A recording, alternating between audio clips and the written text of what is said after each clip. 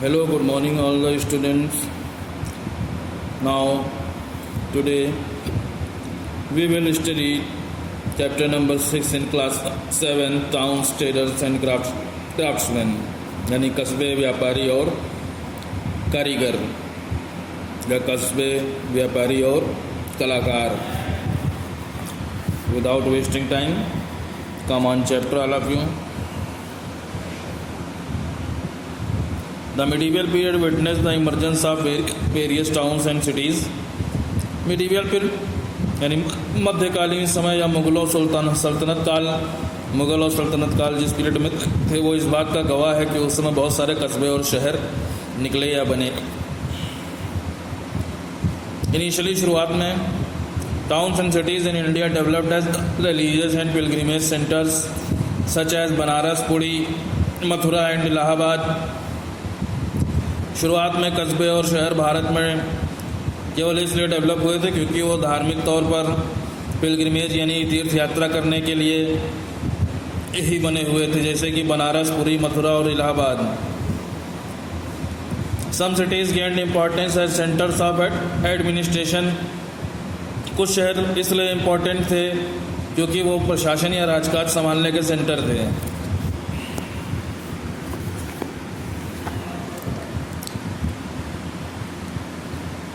New towns emerged around the cantonments and seats of government. नए कस्बे emerged around the cantonments. कैंटनमेंट्स के चारों तरफ बनाए गए. पुराने समय में कैंट बनाए जाते थे. अंग्रेज लोग जो हैं वो कैंट बनाते थे. कैंटनमेंट्स उनकी छावनियाँ वहाँ रहती थी. छावनियाँ यानी बोले थोड़ी सी टुकड़ी सेना की रहती थी. आर्मी उनके जो सोल्जर्स थे वो जिन जगहों पर रहते थे वो कैंटनमेंट्स बोली जाती थी. तो new towns emerge around the cantonments. British को जो कैंटनमेंट्स थे उनके चारों तरफ नए कस्बों का निर्माण हुआ. एंड सीट्स ऑफ गवर्नमेंट्स, और जो सरकारी सीटें थी या कह लो जो सरकार के शहर थे उस समय जहाँ से सरकार राजकाज संभालती थी वहाँ पर नए कस्बों को बनवाया गया. Lastly given the importance of trade and commerce. अंत में या आखिर में व्यापार और कॉमर्स को यानी रुपए पैसे को, व्यापार से होने वाले ये कमाने वाले जो इनकम थी उसको इम्पोर्टेंस दी गई.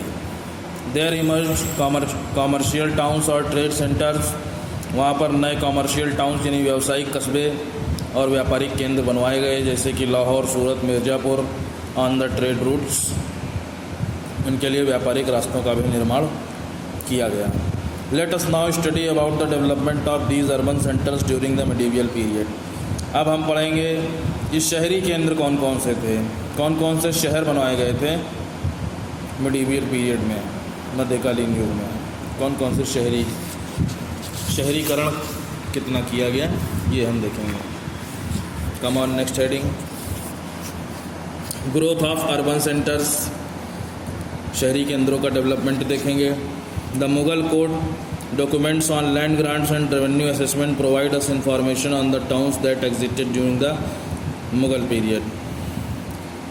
मुगलों के दरबार के जो डॉक्यूमेंट्स मिले हैं ऑन लैंड ग्रांट्स, उसमें अगर ज़मीनों की बात करेंगे या फिर टैक्स वसूल करने की बात करेंगे, उससे हमें पता चलता है ऐसी इंफॉर्मेशन के बारे में कि towns that existed during the Mughal period, कि मुगल पीरियड के समय कस्बे किस तरीके के मौजूद थे, ये शहर किस तरीके के थे.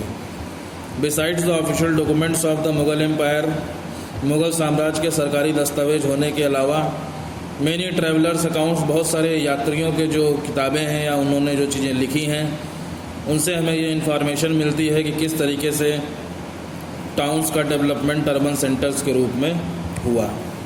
एग्ज़ाम्पल के तौर पर मोरक्को का ट्रैवलर इब्ने बतूता, उसने दिल्ली को डिस्क्राइब किया है ना कि केवल शहर के रूप में बल्कि एक बहुत बड़े शहर के रूप में, जहाँ पर बहुत बड़ी जनसंख्या निवास करती है और वो इस्लामिक ईस्ट में यानी पूर्व डायरेक्शन में, पूर्व दिशा में, ईस्ट डायरेक्शन में जो इस्लामिक स्टेट बना हुआ है, जो जहाँ इस्लाम धर्म के लोग रहते हैं, वहाँ का सबसे बड़ा शहर है.